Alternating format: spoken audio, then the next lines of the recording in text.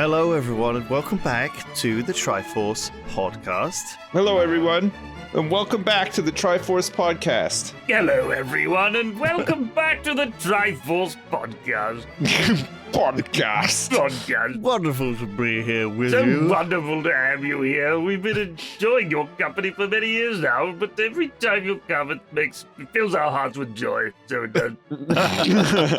Sit down, take the weight off, and have a cup of tea. And we're going to inform you greatly about all the happenings in the world with fabulously informed opinions and zero gibberish. Yes, As is our way. the hottest of takes. The hottest The takes. coldest takes. Why is it starting to sound like Churchill? We shall give them our hottest takes and our coldest. We shall give them takes on the beaches and in the fields and in the landing grounds. Yes, that is a perfect summary of this whole podcast. Yeah. Flax, you're going away soon, aren't you? I'm going away tomorrow, brother. I will be away for just over 2 weeks in Sverige, in Sweden, to do Dream League Series 22. Damn. So yeah, it's been going a long time. I think they generally do like 2 a year, so it's been going for just over 10 years. I was there for the very, very, very first Dream League season, right. Way back in like 2013, I want to say. Which was the sort of unnumbered one. They called it the kickoff season. And that was me, Bruno, James, and Draskell. And it was in a really tiny studio. But pretty much all those people that were in that studio have gone on to do greater things or move up in various companies or are still in esports. So it's pretty crazy. Yeah. Wow. I'm glad they've done well for themselves. Yeah, all me these too. different folks, because, I think it's been a long time. Yeah. It's been 12 years. Yeah, it's been a long time, yeah. It goes without. People have gone to different things, haven't they? Some people are doing like different games. Some people are doing different levels of esports. Yeah. It's a little bit like sometimes because some players who've sort of become coaches and stuff, don't you? Or have stayed in the industry and become casters, or are now just streamers. Yeah, it's an interesting option. It's interesting, because I've just been pretty much the same all the time. A guy who doesn't really know what he's talking about, and is old, and has generally been the oldest person on the scene, just sort of bumming around and enjoying things and just being the voice of the everyman. Whereas, like you said, you've got people who were like TI winners and huge, amazing players, and then they become casters or they become sitting on the sofa types. And yeah, it's like people have come and gone, and I've just persisted like an old rock. Well, there's something stable about it, isn't there? I mean, we're the same. Like, we've carried on pretty much doing the same thing for a long time. Yeah, it is funny how you see some people sort of progress, right? They get married, have kids, they change jobs, they're always doing something different, and they're advancing up. They're sort of, I don't know, their LinkedIn has got like a different job every 2 years, and you can see them climbing this ladder, right? Yeah. Going from they're not settling, they're career focused, they're career minded, in a way that I've never wanted to be. No, I've never enjoyed. I'm happily speaking for all three of us here when I say we hate that shit.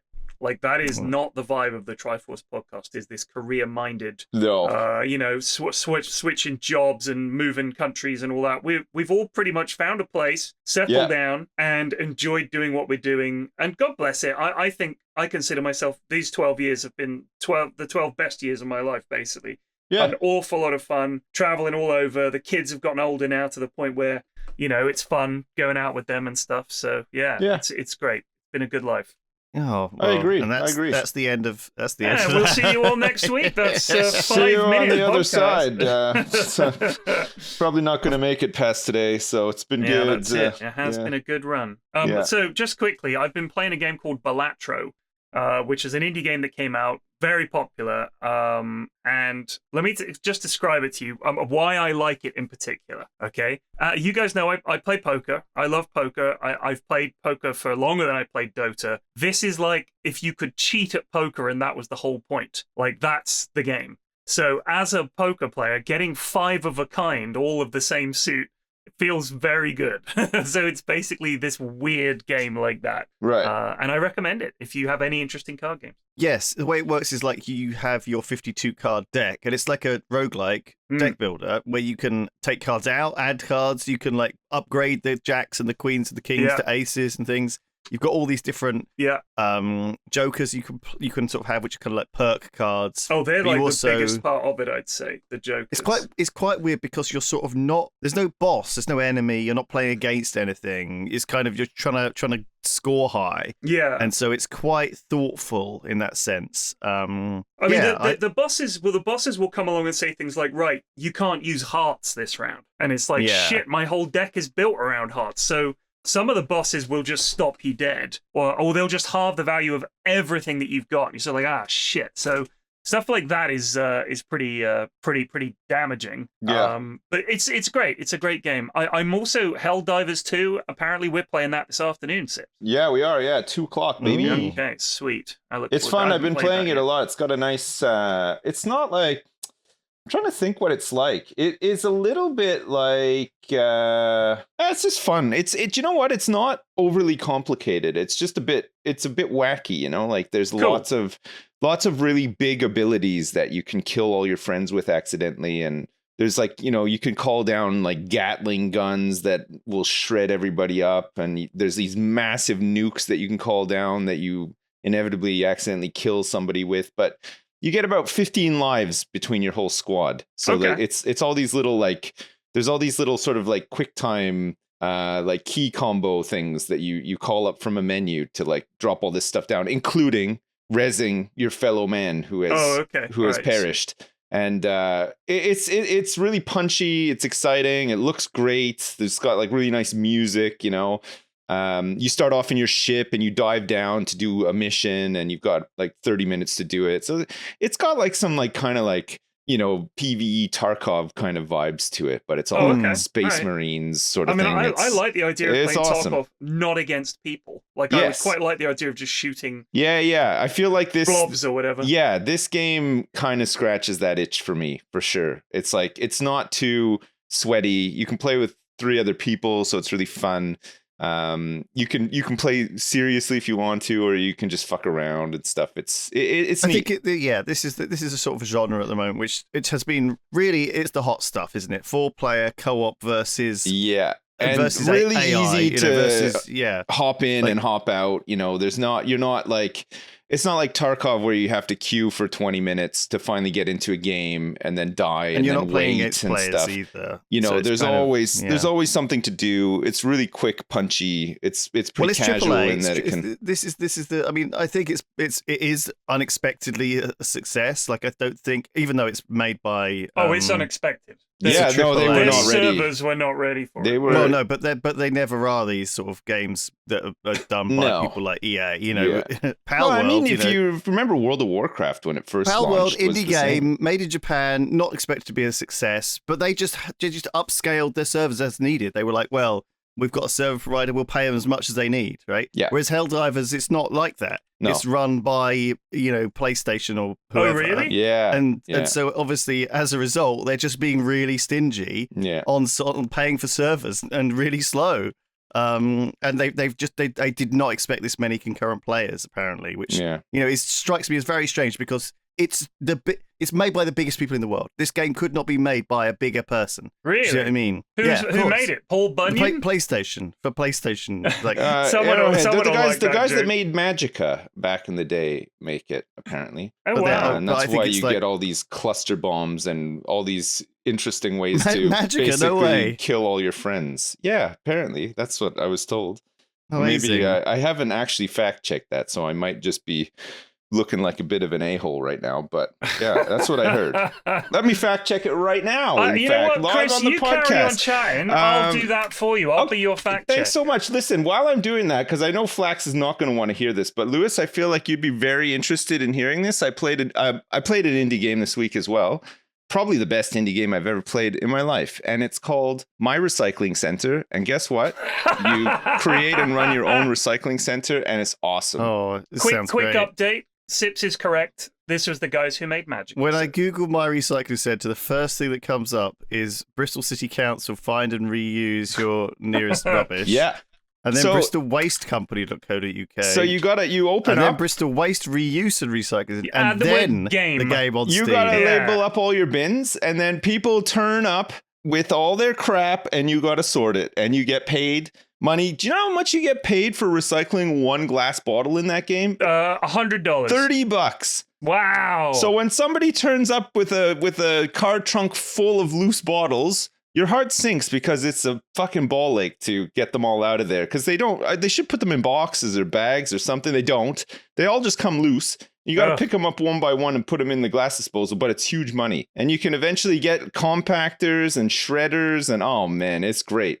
Honestly, like and I'm not even kidding when I say this. Like for a foundation of a game that could potentially have like some stuff added to it, it's pretty good. It's like if you like that sort of thing. Design and expand your own recycling center. Unloading, sorting, and compacting the waste. This does sound fun. It is. It's like that Simpsons clip where it's like lawn chores simulator, and they have the VR helmets on. Yeah, it is that basically. Well, that's all games though. It is all games. God, that is all games. Power wash simulator, mowing your lawn simulator. Like they're all great. Right. So hold on. I just played 2 months of farming simulator for fuck's sake. Yeah, but we can get ahead of the curve here. What is a dull, everyday task that we could just make a game and bosh the word simulator on, and we'll fucking clean up? Well, looking after your kids, cleaning up your house, but they've already got like house flipper simulator. Take your kids. What was that, Lewis? Take your kids to school simulator. Take your kids to school simulator. Drive your kids to school simulator. You're just stuck in traffic for like an hour driving them. Yeah, you've got to find like the secret rat runs that you can take the back roads. Maybe you get them there on time, but you damage your suspension going over speed bumps a little too quickly. That kind of stuff. Yeah.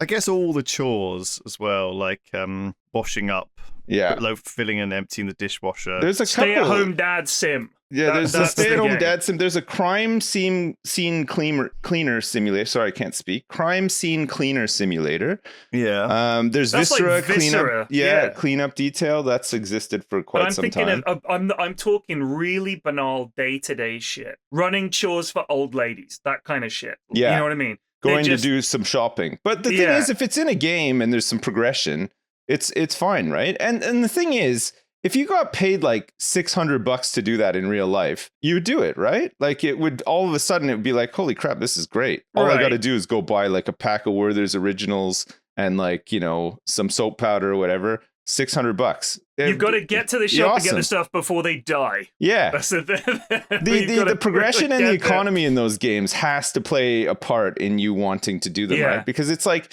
they're easy things to do, but off the back of it, you can kind of create an empire, which you obviously can't really do in real life. You're not going to really get an empire running off the back of, well, I suppose you could if you really tried, but you know what I mean? Think of like Flax said, helping an old lady cross the road or doing her shopping or something like that, like, I don't know. I guess it's just like, it's fantasy, right? It's not for everyone, but I don't know. I find games like that kind of fun. When you help the old people, the amount of money they gave you was not modern day. Like, do you remember in The Simpsons the way Bart did all that work? Yeah, and he got like a nickel. Here you go, Bart, 2 quarters. And he's like, 2 quarters? 2 quarters? He goes, now, Bart, you didn't say thank you. I love that episode so much. After spending on penny whistles and moon pies. I don't know though. Those games are pretty fun. I played a couple of different games this week. Actually, I finally kicked my my farming sim addiction, and I played Tower. Was it Thronefall? Thronefall. Oh, yeah. It's like like a They Are Billions kind of little like Ben sold me on that TD tower defense game. It's good. It was fun. I played that, and I've been playing one called News Tower, which is like Sim Tower, but you run a newspaper. So you have to like send reporters out, and you got to try to like combo stories to like, get like, more sales. You got to put hot topics on the front page, but then you have to organize your tower so that there's like a nice workflow and supplies and everything. Yeah. It's pretty fun.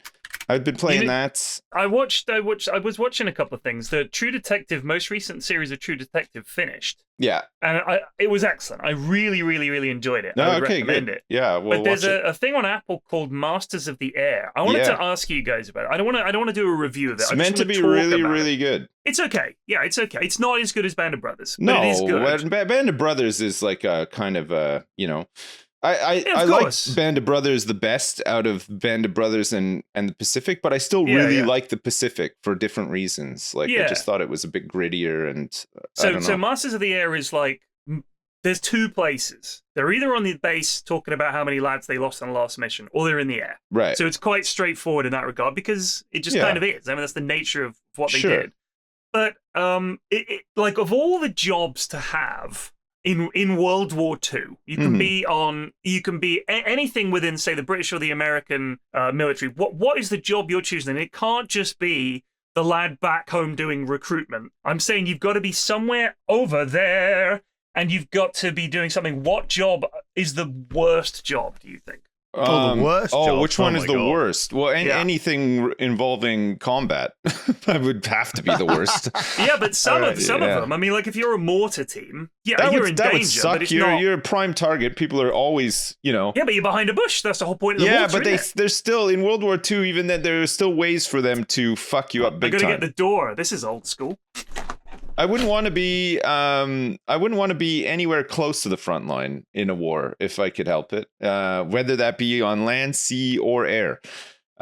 They always say whether it's land, sea, or air, GI Joe is there. Land, sea, or air, Sips is not there. I will not be anywhere close to any of those theaters of war. I would like to just be at home doing the potatoes, or whatever. Like just not involved at all. Maybe I got bone spurs or something. I can't get involved. But yeah, I would try to find a way out of it. It's too much, man. I think it ruins your whole life too. Even if you survive and you come back, I don't think you're ever the same. You've just seen too much shit, Like people come back and they've got these crippling addictions to like self-medication through alcohol or drug abuse or whatever, because they just can't handle like what they've been through and the loss that they've witnessed and everything. Like I just don't want that life, like I don't want my mind poisoned by all that, So like a chef then or something? Yeah, probably. Yeah. Just make some really fucking banging souffles back home for the boys. Maybe you could just do whatever the dad stuff is. You could be the washing up guy. Yeah. Clean laundry. I used to, maybe. When I was younger, I used to think like, oh, maybe I'll join the army. It'd be cool to like, go be in, like involved in the army or whatever. And then when I got like even just a little bit older, I thought, no, there's no fucking way. I do not want to do that. Actually, both of you be fine. You'd be great. You'd be dropping the kids off at the front line. Yes. Have a lovely day, okay, kids. Guys. Let me know how it gets be on. Careful, Mummy, have you got all Mummy this will stuff? pick you up at 3. Yeah, no, now go and kill some Germans. I feel like from what I could tell in the Masters of the Air, being a bomber crew seems to absolutely suck. Well, yeah, the Catch-22, if you've ever read Catch-22, the book is all about how much it sucks to be in a bomber crew as well. It's awful. Oh, it's got to be the fucking worst, man. Because that's what I was thinking. Because first of all, they can't miss you. Everyone right on the ground air, right? is completely focused on getting you out of the sky at all costs, because your payload is just too devastating, right? They can't risk it, so they're chucking explosive shrapnel up at you. They're trying to hit you directly. They're scrambling fighters up to intercept you. They got the searchlights and everything. It's got to be the worst. It's got to be so nerve-wracking. Like you must just be crying and shitting and farting the whole time. Being the pilots and whatever, that's one thing, but the belly gunner seems to have the worst time of it. God. The little dome ball thing underneath. Yeah, though you get so like it sucks too, because you probably get shot up a lot every run you go on, and inevitably one or two people just don't make it back, but you're stuck with them in a flying coffin, basically. Ugh, yeah. Until you get back, and then you have to like scrape their guts off the inside of the plane and get it ready to go out again. No, it's true though. Like, who the fuck would want to do that? Oh, but I mean, I think everything could be horrific though. Like the submarines are pretty bad. Oh my god! Don't even get me started. The thing is, at least with the submarine, you're fucking dead in an instant when things go wrong. Like with a bomber crew, you're not necessarily, like I said. Like you might be making it back. With a submarine, you're probably probably just fucking dead. Like, there's a hull breach, you're going. I think my hot tip is always going to be... Is this your hot tip to survive war? The chef. Be the chef. Everyone loves the chef. Be the chef. You have access to the food. I think everyone hates the chef. Yeah. Army food. Fucking hell, it's not going to be great. No, but that's the point. You're making, like... If you're making, like, what about gold out of shit. You know, people are giving you their shitty rations and you're adding a little bit of spice, tasting it, like mixing it up, making it into soup and broth, like, changing their everyday boring shit into slightly different shit. There's a game right there. David Schwimmer's job in Band of Brothers would not be so bad. You're back home. The training officer. Yeah, that's what I'm saying. Officer, you can't have those jobs. You got to be frontline. But he does turn up. He does turn up to the European theater at some point, doesn't he? Yeah, but I don't think he's like he doesn't see combat or anything. No. He just sort of drives around on a jeep and once it's all wound down, he goes salutes people. Yeah, that's or fails to. Yeah, that's right. They don't even salute him back. Bit. Well, they outrank him because they get all the battlefield promotions, don't they? Yeah, winners and all that. He's been back home being a pussy. Yeah.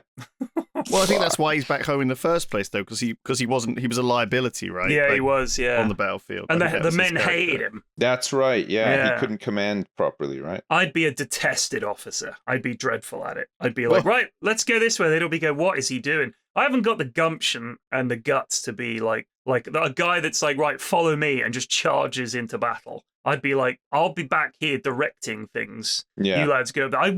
Maybe I could have been a general or something. In the command back tent. In the old tent days, when if they did turn up, they'd be like, oh, sorry for troubling you, sir. You'd be like, that's all right, chaps. You get on about your business of war, and you'd sort of drink tea and push things around on a board. I wouldn't want to be in the front lines at all. I'd die in 2 seconds. Yeah, same. Terrifying. Same. Or even worse, I would survive, and then I would just be fucking miserable for the rest of my life. So either way, you lose. Well, I mean, there's loads of other sort of more interesting jobs, though, isn't there, around battlefield logistics? You've got scouts, and you've got to get drone pilots now. You've got artillery. That people. I do. I want to be in charge of a munitions factory where only women work. ladies, I know you miss your husbands, but look who's right here. That's right, Mr. Studmuffin himself. It's like that. Sounds it's like that Stockholm syndrome that you get when you work with somebody. Like if you work with somebody on an oil rig and they're the only possible person that you could be attracted to, you just become attracted to them, sort of thing. I think that's what would happen with all the ladies at the munitions factory. There's no men around except for me, so I win, right? Like everybody would fall in love with me. That would be the best. Oh, that or the opposite. Or the opposite. I mean, the opposite would probably happen. Yeah, just be like restraining orders left, right, and center. I'd be chased out of the town.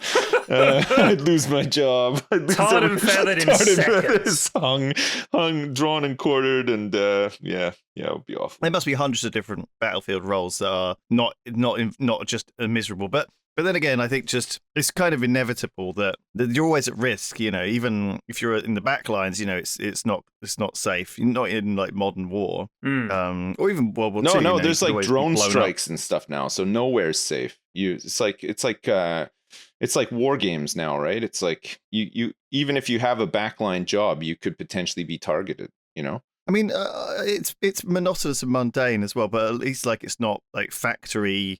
Like I always think back to What Remains of Edith Finch, where one of the stories is about this guy who works in a fish factory. He's just like in front of him. You have to play the game of his day job, which is move fish into chopping machine, and fish gets chopped in half.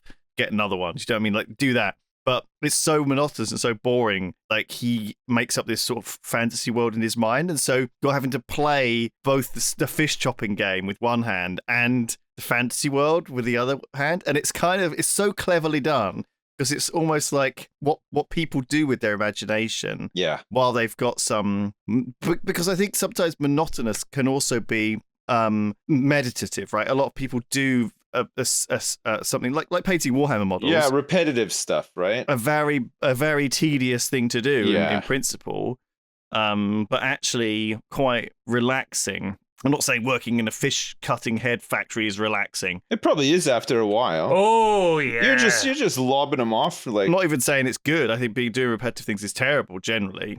I think you have to rotate and keep things new. But oh my god, that's what my whole life is about. But what rotating? I think it's just I think Like try to do stuff that's different, you know? Yeah. Try and make new experiences. I'm all for that. Yeah. You know. Before we continue, I would just like to tell you about one of my favorite things in my house, and that is my Aura frame. We absolutely love it. I have it set up on the breakfast bar where the kids have their breakfast and eat their dinners, and it cycles through whatever pictures you've uploaded. And get this is the best part. You can upload pictures to other people's Aura frames, and they can upload to yours. So you can share pictures with your family and friends. Can be a little risky, so make sure you're careful about who you give access to your Aura frame to. But it is so much fun to see pictures that my mum's taken of the kids uploaded to the Aura frame, and she loves it when we upload pictures to hers and she sees new pictures of the girls. So it is a fantastic thing. I absolutely love the Aura frame. My wife loves the Aura frame, and we give them away as presents as well, and now those people love them too. Right now, you can save on the perfect gift that keeps on giving by visiting auraframes.com, A-U-R-A frames.com. For a limited time, listeners can get $20 off their best-selling frame with the code Triforce. That's auraframes.com, promo code Triforce. Terms and conditions apply. Before we continue, using the internet without ExpressVPN is like forgetting to mute yourself on Discord and everyone hearing you trash talking your friends. My worst nightmare. Happens all the time. Happens all the time. It might just be a bit of harmless banter, but what happens if your boss overhears you talking about his receding hairline? So yes, your internet provider or whoever owns your Wi-Fi network can see every single website you visit. Incognito mode won't protect you. Your activity is totally exposed.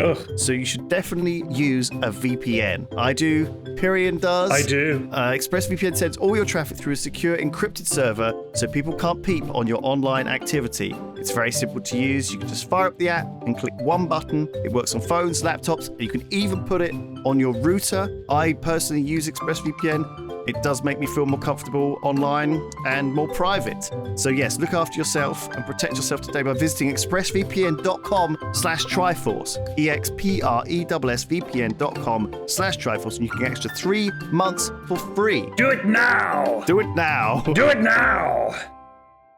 You know what? I was listening to the radio the other day. Often when I'm driving, if it's a short drive, I'll just stick the fucking radio on. Even though it's half adverts. Man, I've been listening to a lot of radio too in the car recently, and I've actually kind of enjoyed it. Like, yeah, it's not bad. It's not bad at all. It's like a potluck. Like you just sort of, you don't know what's going to come on and everything. But so I'm listening the other day. This ad comes on for Southeastern Rail. All right. So anyone out there that has to use Southeastern trains, I am so sorry. So the ad comes on. It's this upbeat jingle with music, like sort of like and this girl comes on and she's like, "Hi, we're from Southeast Rail," and she's like talking about it. And she goes, "Blah blah blah, and we'll be putting the prices up by 25%. And it's another reason to buy Southeast Rail, your favorite provider." I'm like, hold on. Did you just tuck the price increase into this advert, this jolly jingle? Because they probably have to inform people, by the way, the price is going up, so they can't complain. But Southeast Rail fucking stinks. Yeah. And they're still putting the fucking price up, and it's not by like a quid, it's a lot. And lately, I want you to ask anyone else to take a train. Anyone listening to this, maybe you're on a train right now, or you use the train regularly. I want to hear your worst train travel stories, because I've had a few from friends of mine, including, and this must be new. I do not remember this being a common thing a few years ago. You get on the train, it's your train, it is going to your station. And as it's trundling along, an announcement comes on saying, "Hello, just to inform you, we will no longer be calling at Frimshaw Station. The nearest station is Quiverhaven." And you're like, what? What do you mean you're not stopping? They just whiz through your station and stop at this other place. A friend of mine the other day got this announcement. We're not going to be stopping at your station. We're going to be stopping here. It's not far away. And he thinks, fuck me, whatever. And then they announce after 5 minutes, we're not stopping there either. Now, first of all, anyone who knows why they do this, defeat my conspiracy theory on this, okay? I reckon that in order to meet some target of delays and being on time and shit like that, sometimes if they just drop a few stations out, they'll make up the time, and then they can say, we left our station and arrived at our destination on time, and slip under some government statistic gathering thing. That must be, there's no reason for them to say, when you're on the train, we ain't stopping there. Also, even weirder, I was at a platform the other day. I'd booked a train. I was at Clapham Junction to pick up this train on the way from Waterloo all the way down to Salisbury. And, Winchester, sorry. And, the board shows this train is not stopping at Clapham Junction when my mates get on it at Waterloo. They're on it ahead of me. They're like, according to the fucking thing and the announcement, this isn't stopping at Clapham. I'm like, well, it fucking better do, because it's on the board here. So it made like a secret stop at Clapham to pick up a bunch of people, but it didn't tell anyone it's going to stop at Clapham. What is going on with the trains? Christ. How are they putting the price up? How the fuck are they putting the price up? The worst thing I think is when you're on a train and you're like, this train separates. The first four carriages are going to Wadham, Twattingham, and Postman Green. And you're like, I don't think I'm going to any of them. Yeah, and the next is like the back four carriages. You are in carriage H. Right. And it's like, well, how does that help me? Am I in the front four or the back four? Because you guarantee there's an A to H on this train? Like what if you've just gone A, D, H? Like, how am I meant to know? I know, it's nonsense. And, I'm always like, you always sort of look around and everyone else is like on their phones or with the headphones on. They all just seem like to know exactly where they're going. Like, this is normal for them, that there's like a train that breaks in half, like half of the train sort of overtakes the other one. I'm just not sure if it's going to be some sort of wacky racist situation or whether, It's incredible. And the price of these tickets now has reached the point where it is unconscionable. So, hang on. I've got a story for you. I read this week. This is a flight from Amsterdam to Detroit. Yeah. Okay. A Delta flight. An hour into takeoff, some of the passengers started noticing there were maggots falling onto them. Okay. That's disgusting. From one of the overhead lockers. And so it turned out that one passenger had brought on rotting fish. No. Okay, in his suitcase. The maggots had like wriggled out of the packaging of this rotten fish and were like falling out of the suitcase, falling onto people. Why did this guy have rotten fish in his luggage? I have no idea. But it turned around, went back, landed. Good God. And they apparently it was destroyed. However, all passengers on the flight were given as compensation 8,000 air miles, hotel room comp, and a $30 meal ticket. Wow. So, but hopefully it wasn't fish. Hey. Because I don't think they could stomach that. But yeah, like, what? That's a bad flight to be on, right? That stinks. That's a stinker to be on, for sure. That is a stinker. I can understand this, though. More people are, like, having weird pets that eat maggots, and you can order insects and things on Amazon. You can just get deliveries of live bugs. Really? To feed your lizards. Yeah, I could order you some crickets right now, live ones, if you wanted them. They'd be here like tomorrow. Oh yeah, for like your pet snakes and stuff. And you can get all sorts of gross things. Mm-hmm. So you can get frozen dead mice as well if you want. Do you know what I mean? Like, I've never seen on the very long list of things you're not allowed to bring through to in your hand luggage. I've never seen live maggots on that list. No. Usually you're not allowed to really bring anything like that on the plane.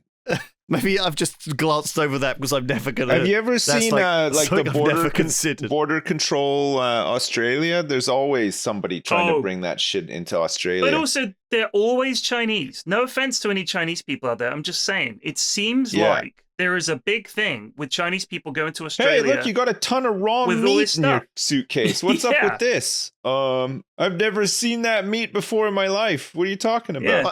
I think it's just because they don't trust the food, or they got dietary requirements, or they think they want to have they want to bring their own. Yeah, supplies, I guess that's a big thing. Like you travel to somewhere like Australia, and maybe you're like, shit, I don't know what the food's going to be like here. I'm gonna. Is it just going to be tarantulas and scorpions? Is it just going to be kangaroo yeah, meat? Right. Yeah. Well, weirdly though, Australia, one of these places that actually would be fairly independent as a food producer, right? You'd imagine they've got a lot of land. Yeah, I guess. But how much of it is arable? I imagine they make quite a lot of beef, at least on the old arable meat. land, Australia. I reckon they're a food surplus nation generally, right? Probably 4% of their land is arable. Well, that's not very much. UK arable land.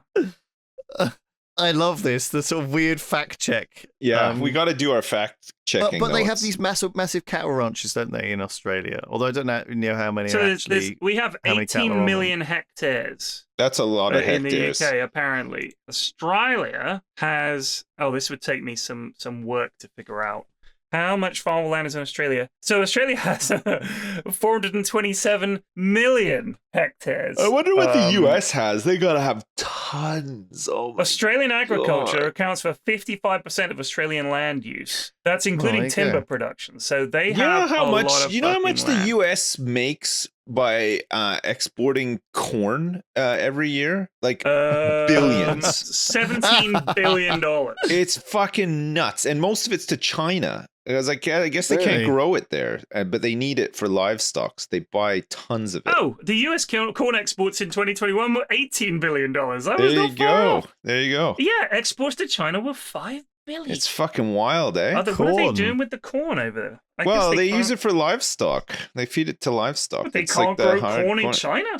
Well, no, apparently not. I guess the climate's just not agreeable, or they just don't have the right I mean, you can fucking grow corn setup. Here. You can grow it here, you can grow it in China. Yeah, you can, but I guess it's just like, I don't know, maybe there's just more space for it to grow in America, and I don't know. I don't know what the... I assume it's just cheaper. It's probably cheaper. Why. Yeah. That's why. I got another question for you. It's cheaper to import it from America than to grow it. That's how all economy works, right? Right, but there's also something else to it. And I could be wrong about this, but I read a book about economics a long time ago, and this stuck in my mind, and whether it's been twisted or not, I don't know. Write into us if you're an economics student. Or you know how to say or you know how to say economics. Yes. Right in. So, as I understand it, and again, this could be wrong.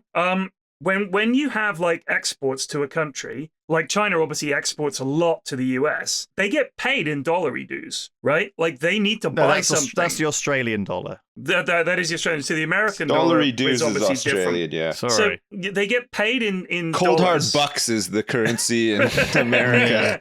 Greenbacks, yeah. So you need to buy something with that money, otherwise you can't really do as much with it as you'd like. Because like if we buy stuff from France, we give them pounds, and they buy stuff from us, they give us euros. We then need to use that to buy shit from other countries. So if you're selling a shitload of stuff to the US and getting dollars in return, you're going to buy shit with those dollars, and you may as well buy them from the US. So buy corn from there. It all works out. And I guess it comes towards balancing your import-export. It's not like a barter system, though. It's not like, oh, we got all these fucking euros sitting around. What are we going to spend it on? They've got a lot of wine. Let's buy wine. Yeah. That's not how it works. Why not? Well, because people just buy what they need and what's the cheapest. People, they're a supplier. It's chaos, all loads of different companies and stuff. Everything's organized chaos, and everyone's the government buying isn't saying we're buying $7 billion. We want a $7 billion order of corn, and we're ready to receive the corn. We've got the money. It might be a government-owned company if it's in China, who actually is buying it. But mostly, it's just people satisfying needs. It's like, this thing makes us money. People want this thing. We can make money if we sell them this. Therefore, where do we get it? Where's the cheapest place to get it? And then that's just what happens year after year after year. So that's why farmers are like, well, this thing, the price of this corn is more expensive, so I guess we're going to go grow corn again. Yeah. I think it's all micro decisions, right? And people kind of betting a little bit on the future as well, because farmers, I guess, have to like kind of bet or like gamble, like what's going to be good next year. Well, most of them, but for the hot new thing? For farmers, but there is. But for farmers, they're selling it to like, like in the UK. You're selling your grains to like a grain merchant, right? Like they kind of act as like a wholesaler. So they will go on to then say deal with like an international grain strikes again, an international company or whatever. But like the farmers themselves don't have to think much past how much per ton can I sell of this crop? Okay, I'm going to grow this one because it's more money. You know what I mean? Like they know that they can sell it because these merchants will always buy it. They buy it all up and then they just sell it on to whoever is buying it in bigger quantities. You know what I mean? Yeah. I think the average size of a farm in the UK is like 200 acres or something like that. So how big is an acre? I can't remember. Pretty big. It's quite big. I think it's a couple kilometers squared. I think. I think an average country garden is probably like a quarter of an acre. An acre is an average garden about the size of the inside of the baseball diamond. Right, so maybe so not no, even I mean, a so no, kilometer sorry. then. So it's like from the home plate to the edge of the running track, sort of. So it's right, okay, so it's nowhere near. So a kilometer, not the diamond Sorry. between the bases, but if you include the infield area, that sort of dirt area. I think big. a hectare is a couple of acres, and therefore probably like a So kilometer 1 or something. acre. This is I love it when they put things at these kind of 1 acre is 0.43 baseball fields. Right. Okay. So 208 feet on a side. Right. 208.7 feet on a side, which of course. And then what's a hectare? 1 hectare is 1 billion acres. No, okay. What? It's not. It's 1 hectare. According to this, is very simply 100 meters on a side. That's a hectare. It's 2.5 acres. 2.5 acres. 1 per hectare is 100 meters on a side is 1 hectare. Apparently. Right. Okay. That's in the So metric how many system. baseball fields? That's equivalent to 2.47 acres in the British imperial system. Yeah. So on average, a British farm is comparatively pretty small. Like if you watch Clarkson's farm, he's got 1,000 acres, which is that's quite large. 4 or 5 times the size of an average UK farm. Yes. But his farm is quite big, and even then, his he doesn't farm use is all the land. his farm is quite big. He doesn't necessarily use all of it, and it's he gets big enough harvests, but he doesn't get big enough harvests to say fill up a container and send it to China. You know what I mean? Like he's just got to sell it to a grain merchant or a mill or something. Container. Of course they will, because they're buying in from everywhere. It's the same over here with potatoes. Like you look at the average size of a field over here, they're tiny. Most of them are like on hillsides and stuff. But then you've been playing Farming Sim for the last 2 months, haven't you? I've just realized. Yeah, so, but you didn't. But all these potatoes then kind of go to like one central place. Like there's one big farm. They're kind of like a conglomerate, and they have sorting, packing, everything.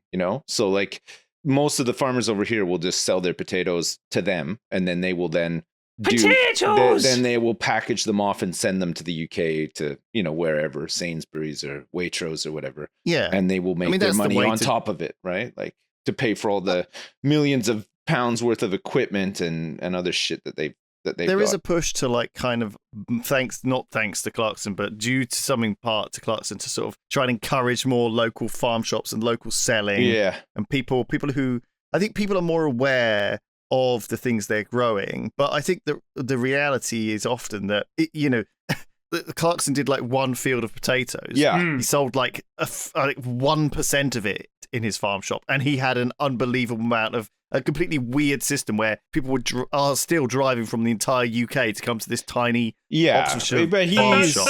He's very influential. They love Clarkson, yeah, of course. Yeah. They're gonna go to his such a shop, weird his restaurant, microcosm, right? The reality is that you can't. So many of these systems aren't built for just the people in the local area eating the potatoes that are grown on this farm. You've got to get it into the cities where that's where all the people are. Yeah.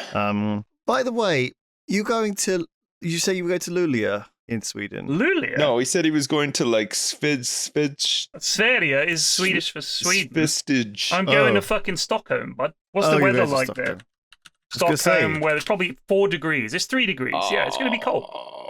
I love Stockholm, man. Last time I went, it's such a nice city, isn't it? Yeah, I love it. It's still going to be cold in Stockholm. It's going to be cold as fuck. February. The key is to wear a coat, a hat, and gloves. Yes. And thermal underwear, which I do have.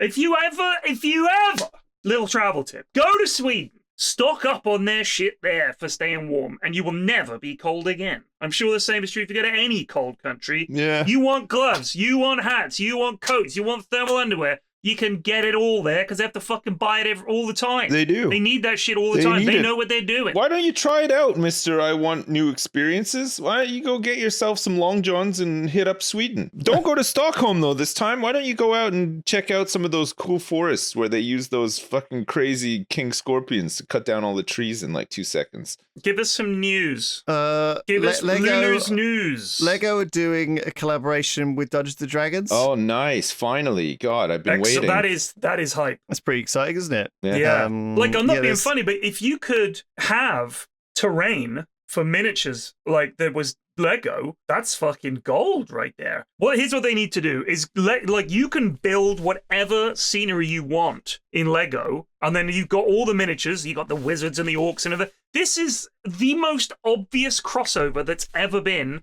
Why hasn't this been a thing already? That's incredible. You could build anything. It's like the most customizable terrain imaginable. And characters. Yes, exactly. There's all the minifigs. You can make your minifig look like you and yes, your whatever character. you want. Oh you my can God. change its gear easily. That sounds so cool. One Isn't that thing they great? need to do is to put hexes on the terrain. That would be hype. If I could get on the basic floor plan, like, you know, dungeon floor, and it comes on like a tile with hexes, because that way you could still, you know, and if the little holes, like, you know what I mean, if it's sort of, if the hexes were aligned in such a way that you could still count distances and hexes, that there you go. I don't think hexagons and Lego are really good friends. They're very blocky. Lexagon. Okay, keep working on that. Yeah. Lexigo. We'll figure that one out. Lexigo! There was a Twitch streamer streaming in public this week, and in London. Yeah, and he was aggressively attacked in a heated altercation. This is about the Chinese Communist Party, isn't it? I don't know. So is this the guy that was playing the piano? I think no. It was. Oh, because that was a different one. Wait, so what happened? He was streaming in London and somebody attacked him?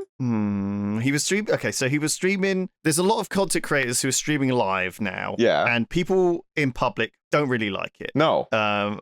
With good reason. Because I personally think if your day job is IRL streamer, yeah, and you're, you know, just hitting the it's pretty streets. obnoxious, yeah, seeing them out and about. But also, it's kind of like, you know, if you're filming other people as well, or like, you know, or even accidentally like, filming them, or like any of these channels that sort of make their money by talking to random strangers or approaching strangers or pranking them in some way, you know, unless it's actually funny. So but I don't agree with going up and fucking with people in public. I don't think that's ever cool. No. But if you're IRL streaming in a public place and people have a problem with that, they can get fucked. I'm sorry, but that's just the way it is. You have no expectation of privacy in public. Now, if people are in your face and you're like, please fuck off, and they keep bothering you, I understand. What about those people who film themselves at the gym and then somebody comes in to use the gym and they're like, sorry, can you not use that? I'm filming. And then the other guy's like, that's bullshit, obviously. Well, I need to work out. They give everyone a bad name, people like that.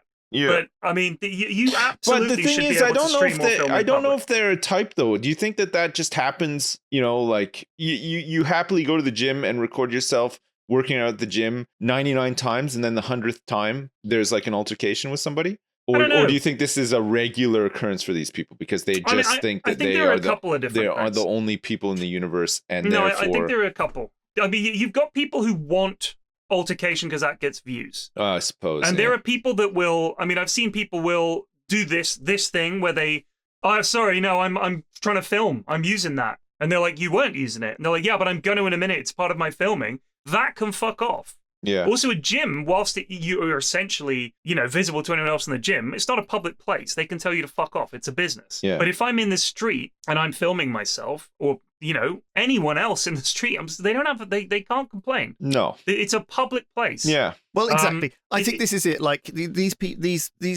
you're welcome to go ahead and stream outside and walk around, and that be your job and your livelihood, right? But like any job where your job is walking around outside, you have to kind of be aware of your surroundings. That other people live in this world. It's not just you. Like if someone, like he tweeted this thing, if someone tries to touch you or break your streaming gear, you're just meant to run away or let them do it. I'm like, well, what? That's what real life is like, you know. Like if someone else like comes down into the street, you've got two choices, right? Like I guess you could. Your third option is fight back. Like, but I mean, what?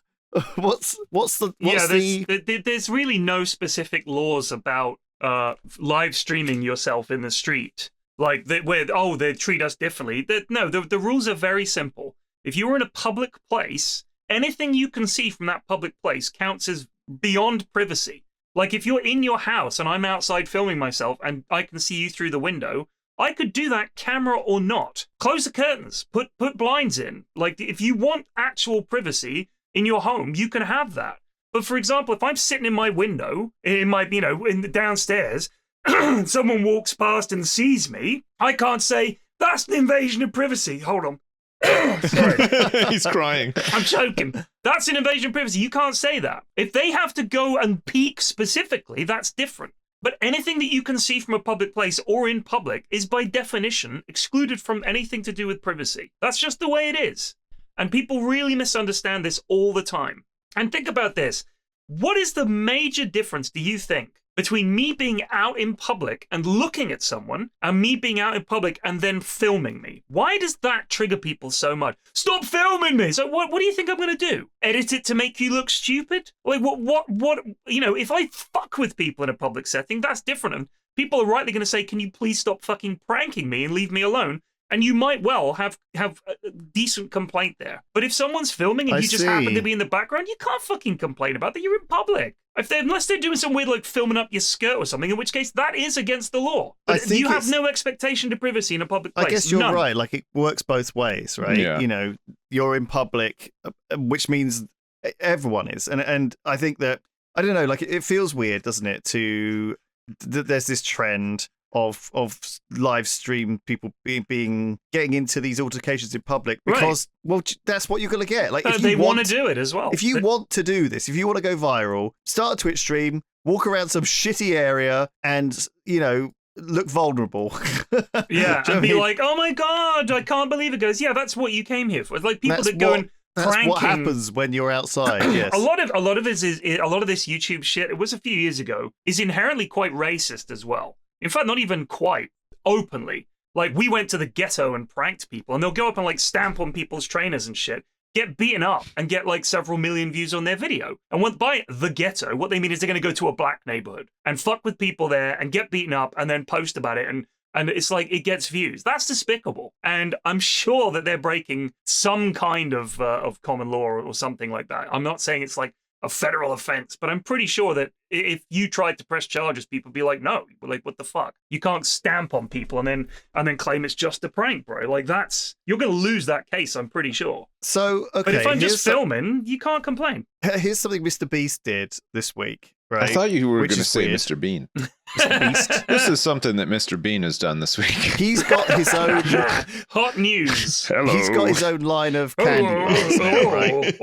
Candy He's got his own line of what? Sorry, chocolate bars. Right, chocolate. Mr. Chocolate. Beast bars, which I'm sure are definitely sustainably sourced and all that crap. And inside every one, there's £1 million. Wait. But.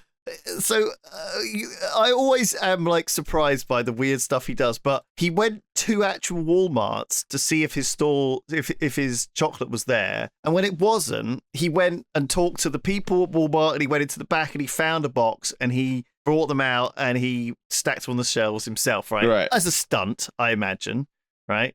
But like having the gall to do that, right? Kind of like, and thinking around like what would make a weird video tweet, something viral, something that like people will talk about, like just pushing it to a bit too far, He spent a whole day driving around different Walmarts to see whether or not his chocolate bars are on the shelves. That's quite funny. And if they're not, going in the back or giving them a box. Do you know what I mean? Or putting them on the shelves.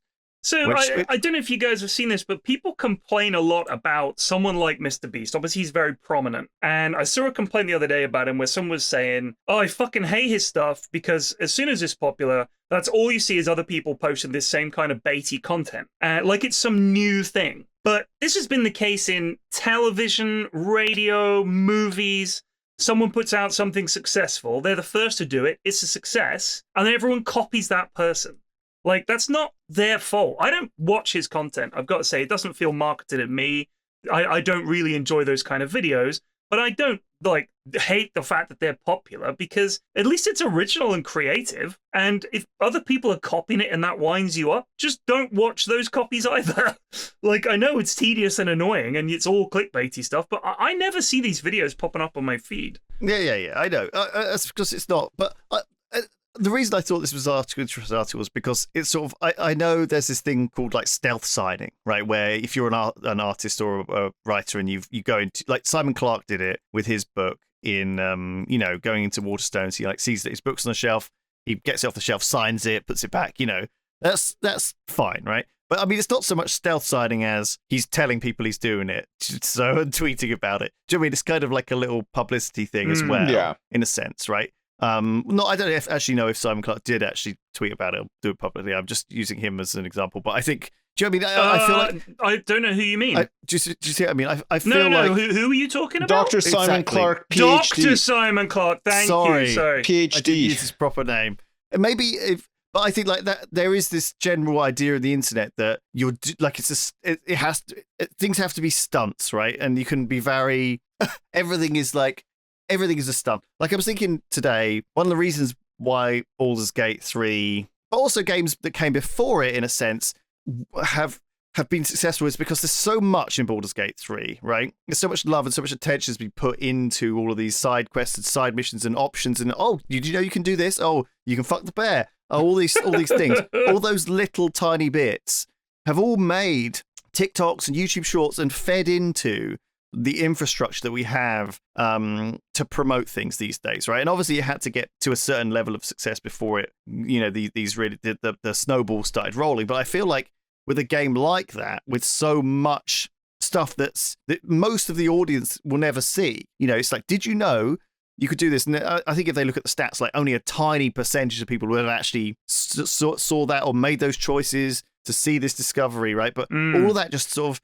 It's all clickbaity things. It's like, what if you talk to this guy after killing their family? It's like, like this stuff is so virally exciting, right? It's like it's stuff that I want to, it's stuff like, I've played this game and I didn't see that bit, right? But I think it all derives it, right? And you like, or sometimes cause it's like advertising for the game as well. Like you'll click on a thing and you'll be like, this is cool that you can do this in this game, and then it just feeds in to the whole thing, right? So I guess what I'm saying is games like this back in the day, like Fallout New Vegas, used to do this, right? And put in all of these little like kind of not secrets necessarily, but options for players that they didn't expect would ever cater for a large group of the proportion of people playing, right? It's like, what's the small off chance that some crazy lunatic does all of these series of events? We've still put a voice line in for it, or some reward, or some reaction, or something, right? Like it's like how much of that, by the way, do you think is them sitting down and literally thinking, right, what are all the options from this like decision? And like they must have some vast design document where it's just like a branching tree of all the different things that. Okay, if they kill this guy, we know that he's in all of these other things, so we need to change all of those lines so that they reflect what happened to this one character back here.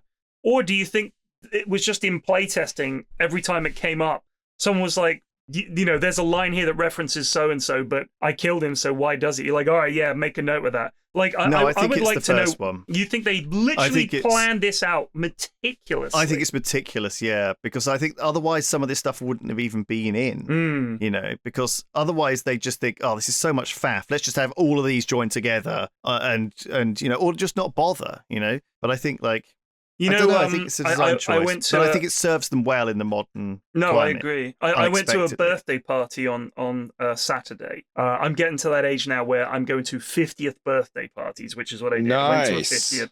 And it was great. And I hadn't seen the birthday girl in a while. It was great to see her. Hey, Ted, how are you glad doing? you could make it. We've got lawn bowls to start with, and then a nice sit down for the rest of the party. It was great. It was really great. And I saw a friend of mine there. I was at school with him. Like I've known him since we were like you shared 12 all your years medical old. complaints. That is a big thing, actually. Like one of the birthday girl's boyfriend had a busted knee. Like there were a lot of people with bad backs. It's like we're just getting to that age, and everybody talking about their kids and stuff. But he doesn't really have much time for games, my friend, because he's got a young baby and all the rest of it.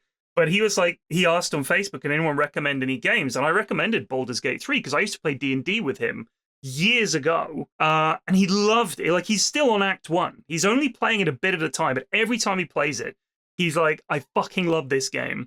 And I think it's one of those games that if you've done any kind of role-playing or any games like that, doesn't matter. Like that, if you have, it'll make you love it because you think, oh, this is so perfect. But I know people haven't even played really many games, and when they played Baldur's Gate, they loved it. Do you think it's just because it's so slick and fun, or because it really does, because of the voice acting and everything, you really do feel like you're in another world? I think the game is good. I mean, there's an element of feeling like you're in the world for sure. Yeah, the immersion element is definitely a big part. I don't know right? if the immersion is like a big seller for me. Like if I'm playing a game like Baldur's Gate 3, I like to know that my decisions matter. I don't know if that is linked in with immersion or not, but like I like knowing that I can make a decision and the outcome will be different to somebody else's decision. You know what I mean? Like I feel like I feel like my story becomes unique with, you know, my choices, sort of thing, more so than feeling like I'm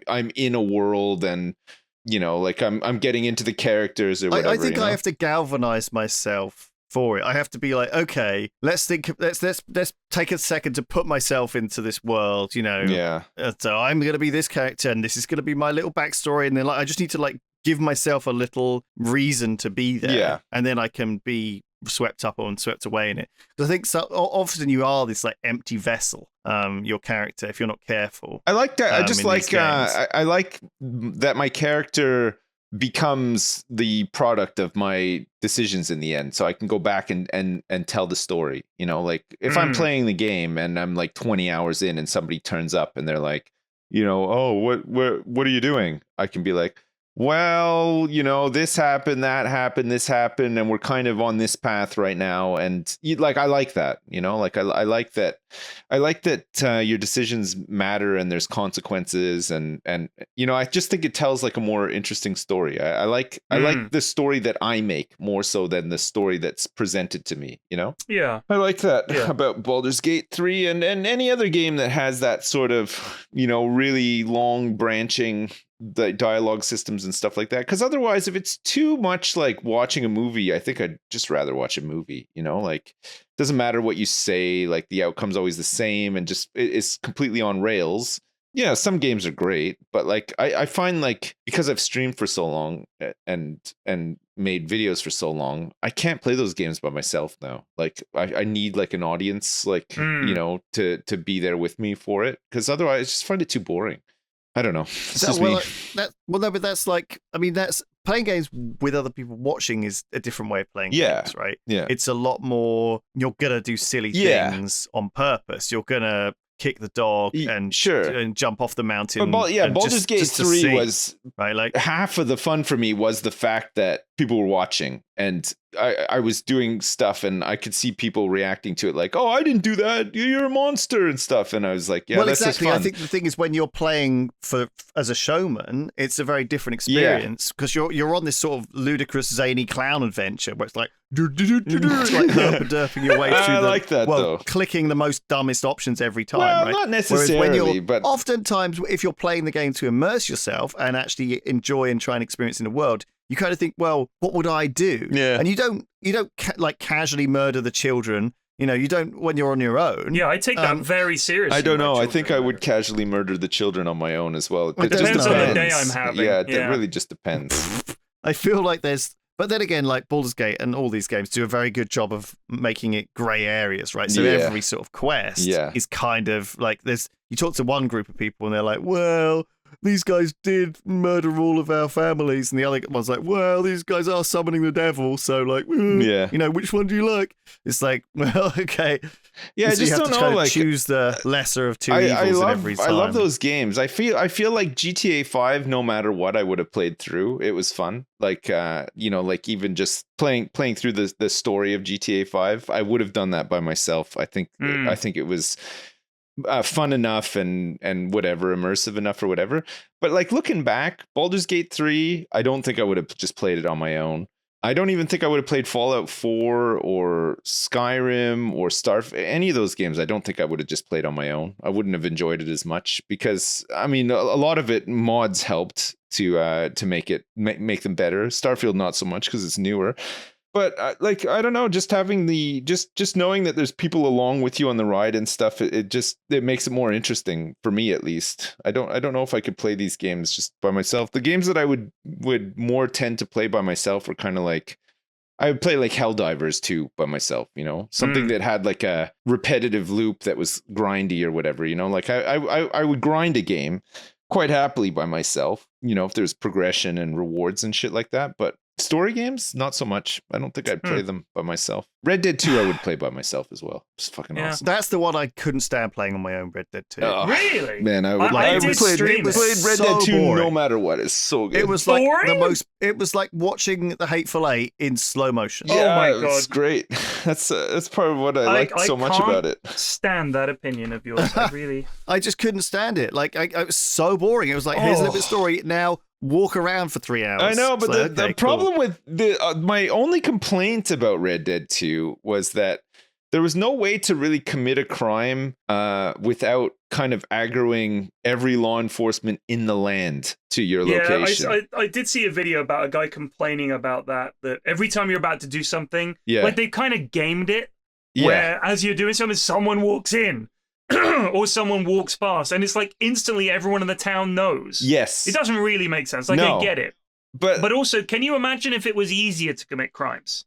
Well, you would be doing it constantly. Like, you think like games like Skyrim and stuff where you can get away with committing crimes you would be doing it constantly. But if that's the way that you want to go, you have the choice of doing it, which would have been a nice choice in Red Dead as well. I agree with that, but I guess there needs to be a payoff for being a good guy and not doing it. Yeah. And more often than not, you just want that ammo or that gun. Yeah. And it's kind of like nothing is locked. You don't need to do quests for money because it's like, well, I don't care about money. I can just steal whatever I want. Okay, but in Red Dead 2, that part where you go to you find that shack in the middle of nowhere. It's like just outside of Saint Denis, and there's that yokel sitting on the porch, and you go talk to him, and then basically he drugs you and has sex with you. Presumably, because you wake up and you don't know quite what's happened, sort of thing. But like, okay, well, where's the aggro law enforcement in that case? Why didn't they turn up at that point? Like, he's committing a crime, like much like any crime I would commit in the game, but they're nowhere to be seen. So what I mean? I guess it's just if like it is gamified, but I feel like if you don't have that stuff in, it would kind of break the game. What they could do is give you the option. Like when you start of be like, do you want this kind of global crime stuff, like classic GTA and Red Dead thing? Yeah. Or do you want a more realistic take? And I just feel like I think that's my gripe with all the Rockstar games. In that, it's kind of a core mechanic. Yeah, it's a core mechanic, but it's just it's kind of a lazy one because everything just devolves into a massive shootout and chase every single time. GTA was the same. You turn up somewhere and it's like, oh, this is so cool. I actually like the story. I like where this is going or whatever. And then it's just like, fuck you. Boom, bam. Like fucking 5-star helicopter cops are coming in to get you. You're running away. You can't possibly fight all of them. And Red Dead was the same, right? It was just constantly devolved into this mindless big shootout. And I don't know. I would have appreciated some more just like story stuff, like it would have been cool to just have a dialogue with somebody and then shoot them and then not have to kill 120 cowboys off the back of it, to get out of there alive sort of thing, I think it could have just been done a little bit better. But having said that, that's my only gripe with both of those games. Yeah, because they're fantastic. I'm looking forward to the new GTA. I mean, even though it's going to be probably a couple of years. I got a PS5 all set, ready to go. I haven't got one yet. I guess I should get one before because as soon as it comes out, I bet people will be buying loads of them. Yeah, well, probably. I think they're not hard to get now. They're not as rare as they used to be. Yeah, that's true. All right, that's an hour and 20. We should wrap up the podcast. Yeah. Okay. Lewis, you you really saving your voice for something? You got something on later today? I just not had a great week. Shit.